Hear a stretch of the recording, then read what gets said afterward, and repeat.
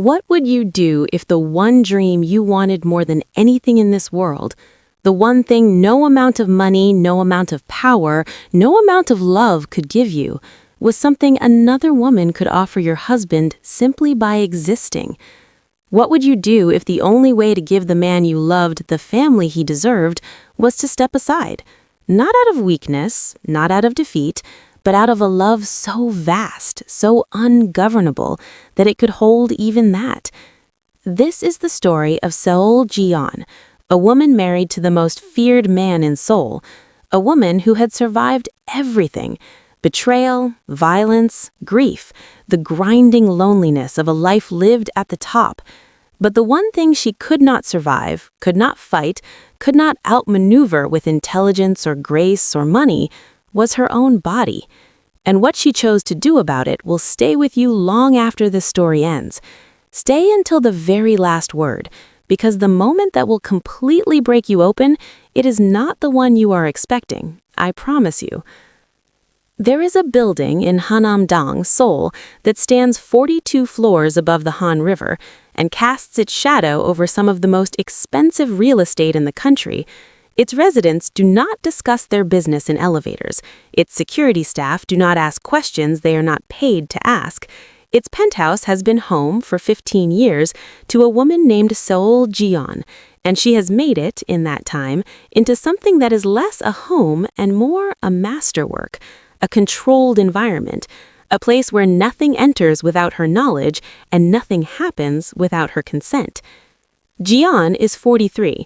She is the kind of beautiful that does not ask for your attention, but receives it anyway, the kind built from stillness, from the particular posture of a woman who has never once needed a room to validate her presence. She dresses simply and expensively. She speaks little in public.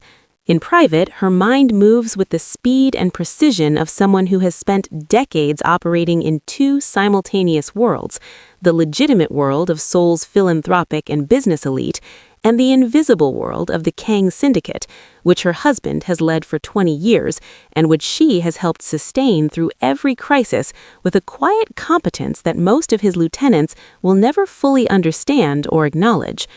Her husband is Kang Min-jun. To the outside world, he is a property developer. He has a company, an office, a registered address, a tax history, and a reputation for completing projects on time and under budget. He is donated to hospitals, to arts foundations, to a children's literacy initiative in Gyeonggi Province. He is, by every visible metric, a successful and civic-minded businessman.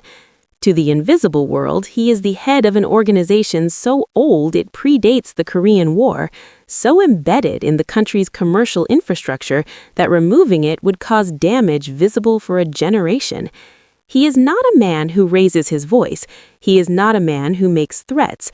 He is a man who states things once, quietly, and those things then occur, because the alternative is something no one who has been in the room with Kang Min-jun is willing to contemplate. Ji-yeon chose him. She wants this understood clearly by anyone paying attention. She was not swept up. She was not naive. She was 28 years old, the daughter of a dissolved rival organization, a woman who had grown up understanding power the way most people understand weather: omnipresent, inevitable, something to navigate with intelligence and respect. She looked at Min-jun and she understood him completely, and she chose him anyway. Because beneath the architecture of control, beneath the silence and the precision and the cold efficiency of a man who had learned to survive by never showing his underside, she saw something else. She saw that he was, in the marrow of him, a man who wanted to build something, not just accumulate, not just protect, build a family, a legacy, a life that amounted to more than the sum of its transactions. She wanted the same thing. This is the detail that matters. This is the thing you must hold through everything that follows.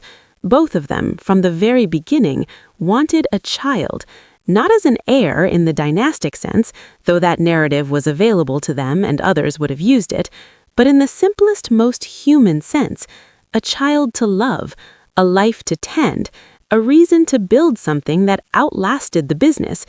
They tried for 3 years before the first diagnosis. then another 18 months before the second opinion confirmed it. Then came the treatments, the clinical, sterile, hope and devastation machinery of fertility medicine, which Ji-yeon entered with her characteristic precision and exited, 5 years later, with nothing but an intimate knowledge of every way the body can say no. She was 43 when the doctors told her finally, with the careful faces of people delivering news they have been trained to deliver, that there were no further options they could recommend, that her body had given its answer, that the answer was permanent. She thanked them, she gathered her things, she rode home in the black car with the city moving past the tinted windows, and she did not cry, not then. She saved that for later. Alone in the bathroom of the penthouse, the shower running, the city glittering below, while she pressed her back against the cold tile and allowed herself exactly 1 hour to grieve a life that would not happen. Then she stopped. She stood up, she turned off the shower, she dried her face, and walked back into her marriage, and did not speak of it again, not to Min-jun, not to anyone. Because the grief was hers, and she did not yet know what to do with it, and Ji-yeon had learned early and permanently that you do not put down something you are carrying until you know exactly where it is going to land.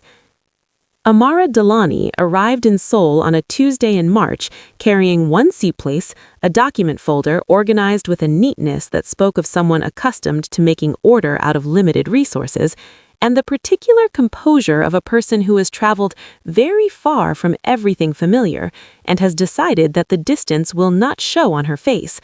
She was 26 years old. She had grown up in Matanda in the Eastern Cape of South Africa, a city that sits in the fold of the hills near the mouth of the Mtata River, where the landscape is vast and deeply green, and the community is tight in the way that communities become when survival is a collective project rather than an individual one.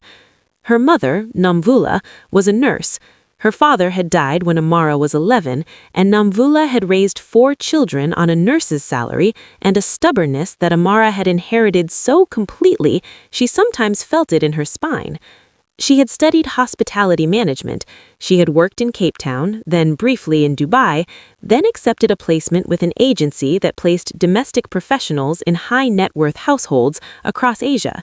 She had accepted the Seoul assignment because it paid 3 times what she had earned in Dubai, because she needed to send money home to cover her youngest brother Lathiwi's university fees, and because she had, in her 26 years, developed a talent for walking into unfamiliar rooms and making herself indispensable. She did not know whose house she was entering. The agency's briefing had been thorough on expectations and compensation, and thin on context, which itself was a kind of information. She understood from the security protocols of the building alone that this was not an ordinary household. She filed this understanding carefully and said nothing about it. Her interview with Ji-yeon lasted 40 minutes. Ji-yeon asked her about her family, about her training, about how she handled conflict between staff members, about what she did when she disagreed with an employer's instruction, about what she considered the difference between discretion and dishonesty. Amara answered everything directly, without performance, without the rehearsed quality of someone who has memorized what employers want to hear. When Ji-yeon asked the difference between discretion and dishonesty, Amara thought for a moment and then said, "Discretion is choosing not to speak. Dishonesty is speaking falsely. They are not the same. I can be completely discreet and still be fully honest. I will not tell your business to anyone outside this house, but I will not lie to your face about what I see or what I think if you ask me directly. I can only offer you one or the other. I cannot offer you both." Ji-yeon looked at her for a long moment. Then she said, "You start Monday." Amara settled into the household with the ease of someone who had done this before, who understood the architecture of a wealthy home not as an outsider looking in, but as someone trained to read it, to find its rhythms, to move within it without disruption. She learned the preferences of the household quickly. She learned that Ji-yeon took her coffee with no sugar and a single piece of dark chocolate on the saucer, not because she asked for it, but because she always paused when she passed the kitchen cabinet where it was kept. She learned that Min-jun's tension lived in his jaw, and on the days when the jaw was tight, no one should approach him before he had been given 30 minutes and a cup of barley tea. She learned the weight of quiet in this household, how much information it carried, how much it was expected to hold. She was good at her work. She was, in fact, exceptional at it. And she had been in the household for 4 months before she began to understand the particular grief that lived in it. She noticed it in small things, the way the room that had been decorated as a nursery, soft gray walls, a window seat, shelves that had never held anything, was always kept clean but never entered by either of them. The way Ji-yeon sometimes stood in the hallway outside it, with her hand not quite touching the door for just a moment before walking past. The way Min-jun, who was not a physically demonstrative man, would sometimes reach for his wife's hand at the dinner table for no apparent reason.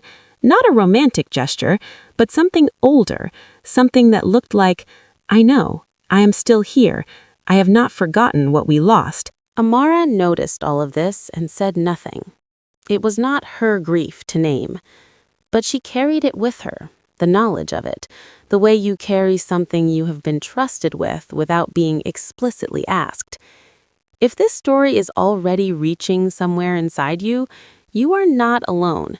Drop a comment right now and tell us what is the hardest thing you have ever chosen to do out of love. And subscribe if you have not yet, because where Ji-yeon lows from here is something you absolutely need to see. It began the way most true things begin, not with a dramatic moment, but with an accumulation of small ones. Ji-yeon noticed, around the 6th month of Amara's time in the household, that Min-jun had begun to linger. This was not his habit. Min-jun moved through his home the way he moved through the world, purposefully, directly, without pause. He did not stand in kitchens making conversation. He did not sit in common rooms when he could be in his study. He was not unkind, but he was economical with his social presence, in the way that very powerful, very busy men often are. He gave you what was required, and no more. And this was not cruelty, but simply the conservation of a man running on a very finite reserve of energy. But she noticed him one evening, standing at the kitchen counter while Amara was preparing his barley tea, and they were talking, not in the transactional shorthand of employer and staff, but in the longer, more exploratory mode of two people who have discovered that the other one is interesting. Amara was telling him something. She was animated, her hands moving slightly, describing some landscape she had known in childhood, the color of the hills above Mathata at a certain hour. And Min-jun was listening with the full, unhurried attention he normally reserved for information that could affect the syndicate's survival. Ji-yeon stood in the doorway for a moment. Neither of them saw her.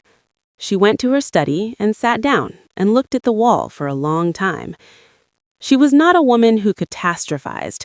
She was not a woman who leaped to conclusions or constructed narratives out of single moments.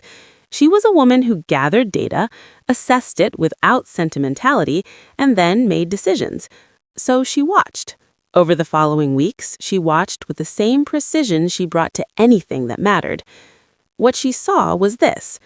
Her husband was not conducting an affair. She was almost certain of this, and her instincts in such matters had never failed her. What he was doing was something in some ways more complicated and in some ways more innocent. He was drawn to Amara, in the way that people are sometimes drawn to a quality in another person that they did not know they were hungry for. Amara had a specific kind of warmth.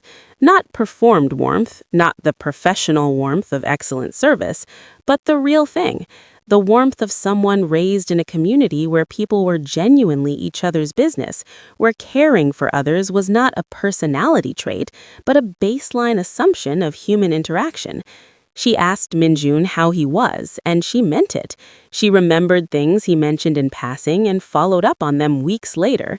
She was, in some fundamental way, present with people in a manner that life at the top of a criminal organization did not generally accommodate. And Min-jun, her brilliant, contained, iron-willed husband, was responding to it like a man who had been in a drought for so long he had forgotten what water tasted like. Ji-yeon watched all of this, and alongside it, she watched something else. She watched the way Amara looked at him when he was not looking. Not with the hungry, complicated look of someone conducting a secret campaign, with the look of someone who is aware of a feeling, has taken careful stock of it, and has decided it must be managed rather than indulged. The look of a woman with enough integrity to carry something difficult without acting on it, and enough self-knowledge to know that it is there. Ji-yeon respected that look enormously. And it was in the watching of it, in the noticing of Amara's quiet discipline, her decency, her refusal to become something she had not been invited to become, that Ji-yeon began, for the first time, to think the thought she had been circling for months without letting herself land on it. She began to think, what if? Not the panicked what if of a jealous woman, the deliberate, considered what if of someone who has spent her whole life refusing to let fear make her decisions for her. What if this is not something to be prevented? What if this is something to be considered? And beneath that, the thing that lived beneath everything, the grief that had never finished, the question she had never spoken aloud. What if this woman could give him what I cannot? She sat with that question for a long time, weeks, alone with it in the early mornings, in the garden, pruning the orchids she tended the way she tended everything, precisely, patiently, with the understanding that growth cannot be rushed, only conditions created.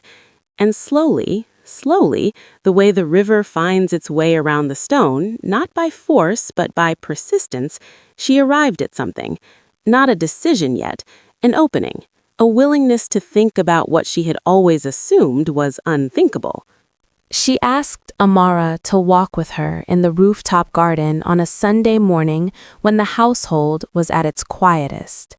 Min-jun at his office, the security rotation freshly changed, the city below still slow with the particular languor of early weekend. The garden was Ji-yeon's domain in the way that the penthouse as a whole was their shared domain. Hers, specifically, tended by her hands, arranged according to her vision. Orchids, mostly, some bamboo, a persimmon tree in a very large pot that had taken 3 men to carry to the roof and that produced, every autumn, a small number of persimmons that Ji-yeon preserved in a way her grandmother had taught her. They walked. Ji-yeon spoke about the plants for a few minutes. Amara responded, asked questions, listened. This was a quality Ji-yeon had noted from the beginning. Amara listened the way very few people did, fully, without preparing her next sentence while you were still finishing yours. Then Ji-yeon stopped walking. She turned to face Amara directly, and she said, without preamble, without softening, I cannot have children. This has been known to us for 5 years. My husband has never spoken of it outside our home. He has never complained. He has never made me feel as though it changes what I am to him. But I know him, and I know what it has cost him to set aside a dream he has carried since he was young. And I know that he will continue to set it aside, without complaint, for the rest of his life, because that is the kind of man he is. The garden was very quiet. Amara said nothing. She was watching Ji-yeon with large, careful eyes. I am not accusing you of anything, Ji-yeon said. I want you to understand that clearly before I continue. What I have seen between you and my husband is not an affair. It is something. I am not sure of the precise word for it, but it is not nothing, and I am not a woman who pretends that things which are not nothing are nothing. I find that approach exhausting and dishonest. Amara's hands were very still in front of her, the hands of someone exerting careful control. I would like to ask you something, Ji-yeon said, and I need you to answer me honestly, not diplomatically, not protectively, honestly. Yes, ma'am. Do you care for him? A long pause. The persimmon tree moved slightly in the wind. I would leave, Amara said quietly, If you asked me to leave, I would go today. I would not. That is not what I asked, Ji-yeon said, gently but precisely. I asked if you care for him. Amara closed her eyes briefly, then opened them. Yes, she said. I am sorry. I have tried very hard not to, but yes. Ji-yeon nodded once. She turned back to the orchids and touched one petal, not adjusting it, just touching it, the way you touch something when you need to feel that the world is still solid under your hands. My mother, she said, used to tell me that love is not like money, that it does not divide when you share it, that the giving of it to one person does not reduce what is available for another. She paused. I spent a long time not believing her. I thought it was something mothers said to console children who felt overlooked. But I am beginning to think she may have been right. Amara was very still. I want to be very clear, Ji-yeon said, turning back to face her. What I am considering, and I am only considering, I have not decided, is not a small thing. It would require honesty from all three of us that most people are not capable of. It would require that you understand completely that I am this home's first, not as a matter of pride, as a matter of structure. Without structure, nothing survives, not families, not organizations, not love. And I have spent my entire adult life building structure out of circumstances that did not come with any. She looked at Amara steadily. What I am considering, she said, slowly, is whether a child could grow up in this house, whether a family, not the conventional shape of one, but the real substance of one, is still possible here, and whether you are the kind of woman who could be part of that without losing either my dignity or yours. The silence that followed was the longest in the garden's history. Amara stood in the winter rooftop garden of the 42nd floor, with Seoul below her, and the Han River catching the pale morning light in the distance, and she looked at this woman, this composed, extraordinary, quietly devastating woman, and she felt something she had no immediate language for. Why are you telling me this? Why not simply ask me to leave and find another solution? Because I watched you, Ji-yeon said simply. For months I watched you, and you are decent, Amara. You are genuinely, effortfully decent. In a life like mine, that is rarer than you can imagine. I do not throw away decent people lightly. Amara looked at her for a long time. Then she said, "What would you need from me?" Subscribe right now, because the conversation Ji-yeon is about to have with her husband is unlike anything you have heard. And comment below. Do you think Ji-yeon is the strongest woman in this story, or the most broken? Or is she both? Tell us what you think. She chose a Tuesday, not for any symbolic reason, but because Tuesday was, in the rhythm of their household, the quietest night.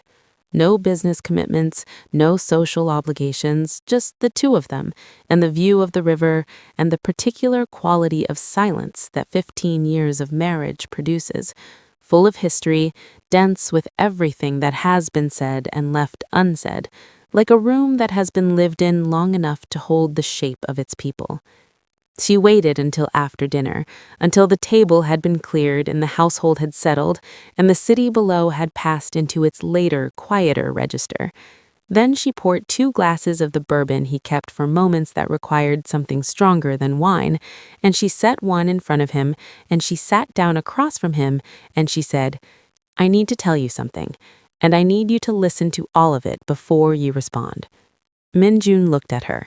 He reached for the bourbon. He said, "All right." She told him everything, the months of watching, the conversation with Amara in the garden, her own thinking, the long and painful thinking, the question she had been living with since the morning she had stood in the hospital corridor and understood that her body had delivered its final answer.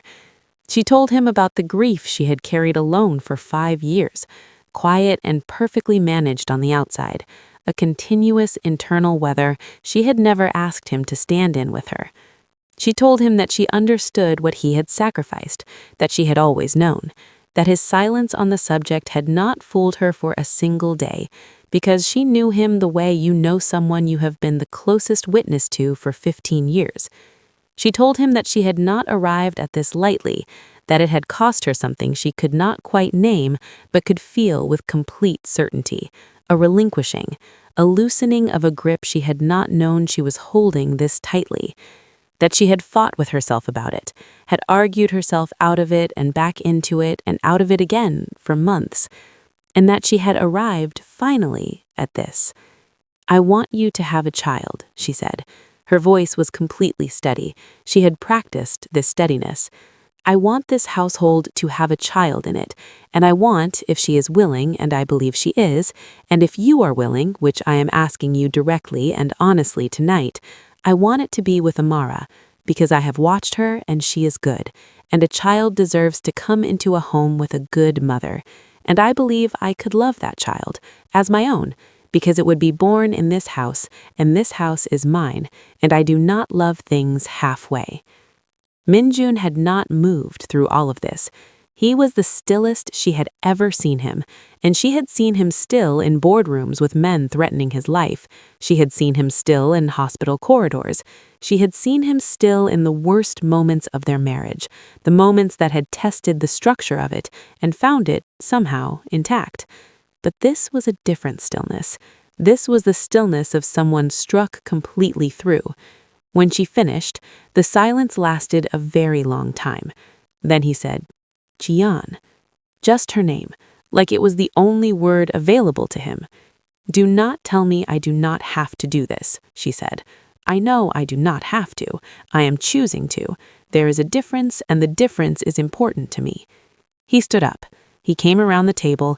He knelt down in front of her, this man who had not knelt for anything in 20 years, and he took her face in his hands, and he looked at her with an expression that had no name in any language she knew. "You are the most extraordinary person I have ever known," he said, "and I have known some extraordinary people." "I know. You should tell me that more often." Something in his face shifted, a crack in the composure, the briefest one before he gathered himself. "Are you sure, Ji-yeon? Are you truly sure?" She looked at him, the man she had chosen, the man she had built a life alongside, brick by brick in the particular architecture of a life that most people could not have inhabited, and that she had not only inhabited, but made beautiful. "I am sure that I love you," she said. "I am sure that I want you to have the thing you have never once asked for, because you are that kind of man. I am sure that this home has room for more love than it currently contains, and I am sure that I am not going to let fear make this decision for me. I have never let fear make my decisions. I am not starting now." He pressed his forehead against hers. They stayed like that for a long time, two people at the edge of something irreversible, holding each other in the moment before the step. What followed was not simple. It would be a dishonesty, the kind Ji-yeon despised above all others, to describe it as anything other than profoundly, daily, achingly complicated. There were mornings when Ji-yeon stood at the coffee machine and watched Amara move through the kitchen with the particular ease of a woman who had found her place in a space, and felt something that was not quite jealousy and not quite grief, and had no single word for it, only a texture, like a cloth pulled slightly wrong across the chest. There were evenings when Min-jun came home and the quality of his tiredness was slightly different, still bone deep, still the tiredness of a man carrying an empire, but with something else underneath it, a warmth, a settled quality. And Ji-yeon would recognize that he had spent time with Amara that day, and she would sit with that recognition, without fleeing it, without performing an equanimity she was not fully feeling, until the feeling passed through her and resolved into something she could carry. She had given herself permission to feel all of it. This was the decision she had made and rarely spoken about, even internally, that she would not pretend, that the choosing of this had not dissolved the hardness of it, that she could have made the choice and still, on certain days, find it costly. Both things were true. Both things could be true simultaneously, and the second one did not cancel the first.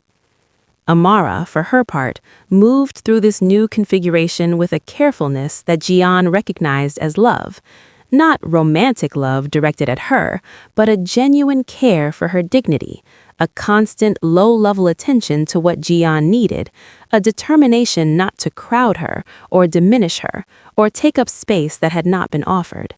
She consulted Ji-yeon on household decisions that were technically within her own domain.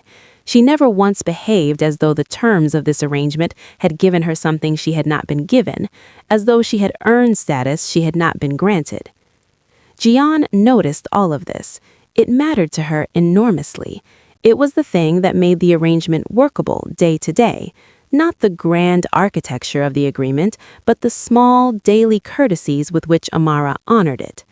Min-jun, navigating the center of this in his characteristic silence, did the thing Ji-yeon had asked of him. He saw her. Every day. He looked at her with the specific quality of attention she had requested, the full seeing of the man who had known her for 15 years and who understood, finally and completely, what it had cost her to be the woman she was in this situation, and who intended that cost to be witnessed. He brought her flowers on a Thursday for no reason. He sat with her in the garden in the early morning and said nothing, just sat, a presence.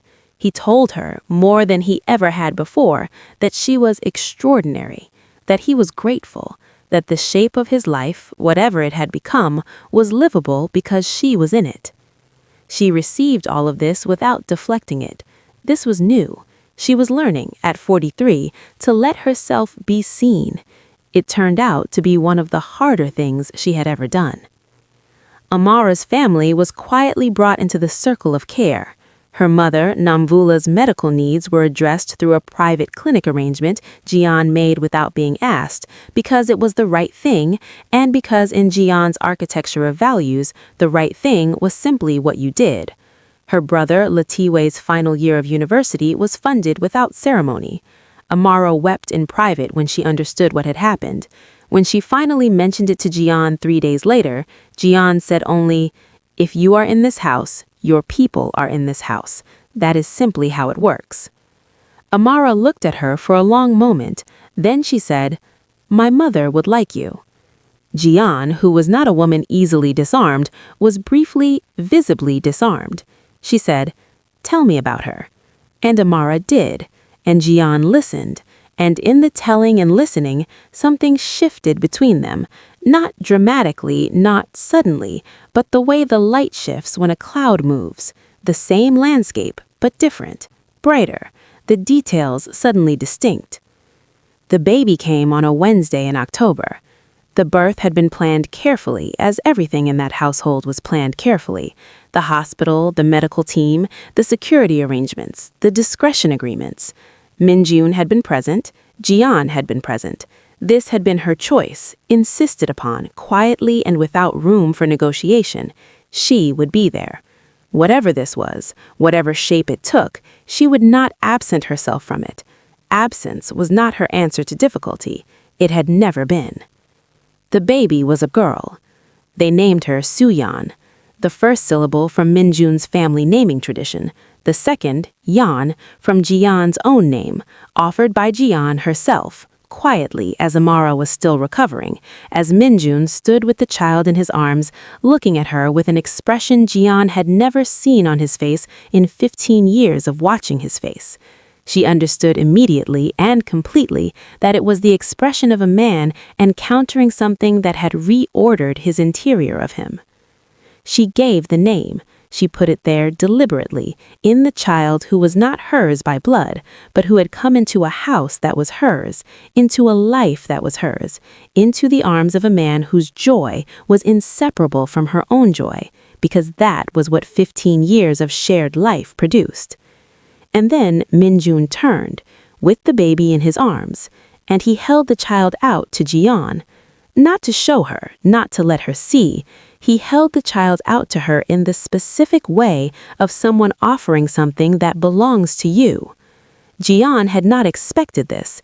She had prepared for many things, for complexity, for ambivalence, for the managed grief of a woman watching someone else receive what she had been denied. She had not prepared for this. She took the baby. Soo-yeon was very small. She smelled of the particular newness that nothing else in the world smells of. She made a sound, not crying, just a small, inquiring sound, and Ji-yeon felt her own arms adjust automatically, instinctively, as though they had been practicing this without her knowledge. She looked down at the child, and everything she had been holding, the years of grief, the carefully managed loss, the quiet and absolute devastation of being told that her body would not do this particular thing, the 5 years of carrying it alone, the months of thinking and rethinking and deciding and doubting, all of it moved through her at once, not as devastation, but as something that was both grief and gratitude simultaneously, so intertwined she could not have separated one from the other. She felt Amara's hand on her arm. She looked up. Amara was watching her from the hospital bed, tired, post-labor, soft-eyed, and her expression held something Ji-yeon had not expected to find there. Not exactly gratitude, though that was present. Something more deliberate, more chosen. It looked like, I see what this costs you. I see what you gave. I am not going to pretend it was nothing. I am going to hold that knowledge and honor it every day of my life. Ji-yeon could not speak for a moment. Then she said, very quietly to the baby in her arms, "Hello, Soo-yeon. I am going to love you very well. I have been practicing for a long time." Min-jun made a sound she did not look up at because she knew that if she looked at him in this moment, she would lose the composure she was barely maintaining. She was not ready to lose it. Not yet. Not here. She held the baby a little longer. She held her the way you hold something you have waited for so long that the reality of it is almost too large to contain. Carefully, completely, with the whole self. Soo-yeon grew up knowing that her family was not shaped like other families. She knew this the way children know things they have been raised inside, not as a problem requiring solution, but as the simple texture of her particular life. She had Ama, which was what she called Ji-yeon from almost the beginning, because that was the word she heard most in relation to the woman who held her and sang to her and taught her the names of orchids and read to her every night with the focused, unhurried attention of someone for whom this child was the most important audience in the world. She had Umama, which was what she called Amara, the Zulu word for mother, which Amara had taught her alongside the Korean words, so that the child grew up moving between languages with the ease of someone for whom borders were not natural features of the world. She understood from very young that she had arrived into a home built by extraordinary acts of will and extraordinary acts of love, and she carried this knowledge not as a burden, but as a kind of inheritance. And she had Appa, Kang Min-jun, the most feared man in Seoul, who became in the privacy of the 42nd floor simply Appa, a man who taught his daughter to play baduk with the same patient thoroughness with which he managed an empire, and who was present for every school performance and every illness and every nightmare, and who was, by every measure that a child uses to assess these things, entirely and thoroughly there. The household settled into its new shape the way all living things settle, not without adjustment, not without difficulty, but with the underlying resilience of something built on a genuine foundation. Amara and Ji-yeon did not become the same person. They were not required to. They remained distinct, different in temperament and background and the particular music of their personalities, and they found in those differences, over time, not conflict but complementarity. Ji-yeon's precision alongside Amara's warmth, Ji-yeon's structure alongside Amara's ease, each of them giving the child something the other could not, and the child receiving all of it and becoming, in the way that children do, more than the sum of what she was given. People asked, sometimes. The question was always oblique. The world Ji-yeon inhabited was not one in which directness was common, but the shape of it was always the same. How? How did you do it? How does a woman do what you did? Ji-yeon had several answers, depending on who was asking and how much she trusted them. For the ones she trusted least, she said simply, "Love requires decisions. I made one." For the ones she trusted more, she said, "I decided that my grief was not more important than his joy. That is a decision I had to make every day for a long time, until it became something I did not have to decide anymore, until it simply was." And for the very few, the one or two people in her life with whom she permitted complete honesty, she said this: "I was afraid that if I held on tightly enough to the shape I wanted my life to take, I would crush the actual life inside it. I had seen that happen to other people. I refused to let it happen to me. So I opened my hands, and what came into them, what grew in them, was more than I had known how to want." Soo-yeon, at 7 years old, asked Ji-yeon once why she loved her. The question came on a Tuesday morning, unprompted, in the kitchen, while Ji-yeon was making coffee and Soo-yeon was eating rice porridge and swinging her legs under the chair. Ji-yeon set down her coffee. She turned around. She looked at this child. Dark eyes, her father's stillness, her birth mother's warmth already visible in the way she moved toward people rather than away from them, and some quality all her own that was neither of these things, but purely herself. "Because," Ji-yeon said, "you were the answer to a question I had been asking for a very long time, and when you arrived, you were better than anything I could have imagined asking for." Soo-yeon thought about this for a moment. "What was the question?" she asked. Ji-yeon picked up her coffee.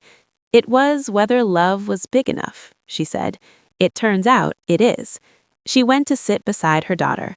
Outside, the Han River caught the morning light the way it always did, constant, indifferent, ancient, and 42 floors below, Seoul went on being Seoul, relentless and brilliant and full of lives in all their irreducible complexity, each of them trying, in their own way, to build something worth the effort of building. In the kitchen of the penthouse, a woman and a child ate breakfast. That was enough. That was, in fact, everything. If Ji-yeon's story moved you, if it reached somewhere inside you that you were not expecting, please leave a comment. Tell us what you took from her. And subscribe so you never miss a story like this one. We tell the stories that do not fit into simple shapes, because those are always the ones that stay with you.